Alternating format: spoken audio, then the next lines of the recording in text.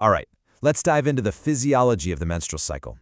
We're going to break down the fundamentals, focusing on the high-yield stuff you absolutely need to know for your boards. It's all about this really elegant hormonal dance that runs the whole show. So, here's our game plan. First, we'll nail down what normal even means.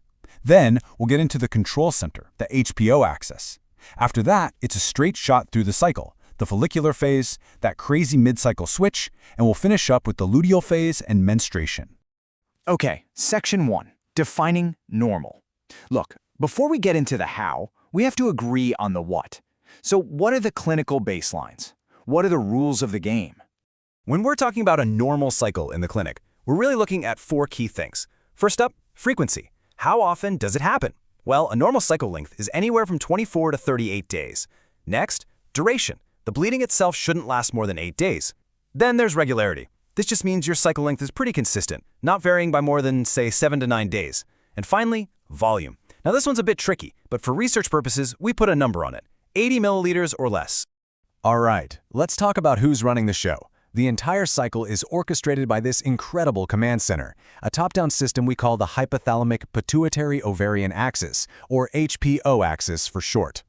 Think of it like a chain of command. It's actually pretty straightforward. At the very top, you've got the hypothalamus, which sends out a signal called GnRH. That signal travels down to the pituitary and tells it, hey, release FSH and LH. And then FSH and LH travel to the ovaries and tell them to get to work making the 2 main hormones we care about, estrogen, which is E2, and progesterone, P4.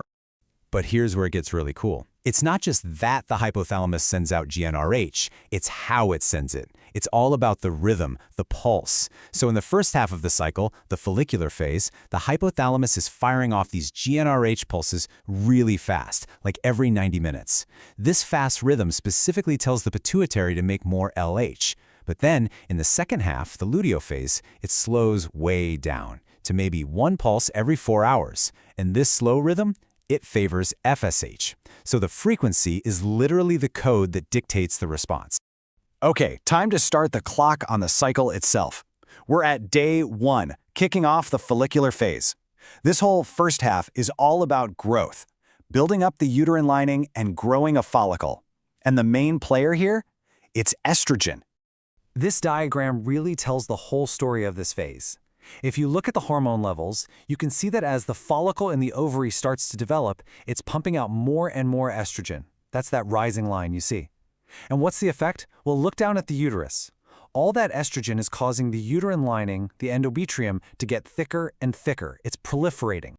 So let's break that down. How does it work? It all starts with a little bit of FSH, which recruits a whole cohort of follicles. Think of it like a race, but only one of them is going to win and become the dominant follicle. The rest? They basically give up and undergo atresia. This winning follicle then turns into a little estrogen factory, just churning it out. That estrogen is what builds up the uterine lining. On an ultrasound, it has this classic triple stripe look. And here's a key point. For now, all this estrogen is sending a signal back to the brain saying, hey, cool it with the FSH and LH. It's negative feedback. Okay, so we've got all this estrogen building up. And this leads us to the most dramatic, most pivotal moment of the entire cycle, the mid-cycle switch. This is a true physiological paradox, because the very hormone that was just hitting the brakes is about to slam on the gas. You know, this quote really says it all. A unique neuroendocrine phenomenon occurs. It's this incredible switch from negative feedback control to a sudden positive feedback effect. It's not something you see just anywhere in physiology. It's a genuine plot twist. And this graph shows you exactly what that looks like. See the estrogen levels?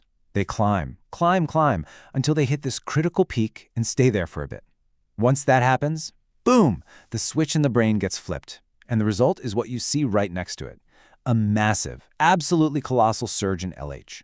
Make no mistake, that estrogen peak is the direct trigger for the LH surge.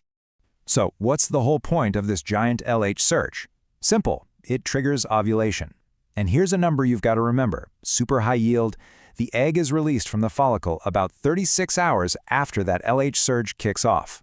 And that brings us to the final act of our story, the luteal phase. The egg is gone, the follicle has ruptured, and now a whole new hormone is about to take over the stage. That hormone is progesterone. This whole second half of the cycle is about one thing, preparing for a potential pregnancy. And if that doesn't happen, it's about hitting the reset button. So what's left of the follicle after ovulation? It doesn't just disappear. It transforms into a structure called the corpus luteum, and its main job is to pump out progesterone. This progesterone is what makes the uterine lining secretory. Basically, it makes it a welcoming, nourishing place for an embryo to implant. Now, here's a really key clinical pearl. This luteal phase is incredibly consistent. It's almost always about 14 days long. So if someone has a cycle that's longer or shorter than average, that variation is almost always coming from the first half, the follicular phase. Oh, and all this progesterone, along with some estrogen, is now shouting back at the brain to keep FSH and LH levels super low. We don't want any new follicles starting up right now. Okay, so what if no embryo shows up? What if there's no pregnancy? Well, the corpus luteum is on a timer. Without a signal from a pregnancy, that's the hormone HCG, it just starts to break down after about 10 to 12 days. We call this luteolysis. And as it degrades, the progesterone and estrogen levels just tank. They fall off a cliff. This sudden withdrawal of hormones is the trigger for everything that follows. The blood supply to that thick uterine lining gets cut off and the tissue starts to die. And then the whole lining is shed. That's menstruation. And just like that, we're back to day one. So when you step back and look at it, the whole thing is this intricate, tightly coordinated hormonal symphony, right? Every hormone has to rise and fall at the exact right time. And that, of course, leads to the big question. What happens when just one of those instruments is out of tune? This is why understanding the normal physiology is so critical. It's the foundation for figuring out what's gone wrong when a patient's cycle isn't normal.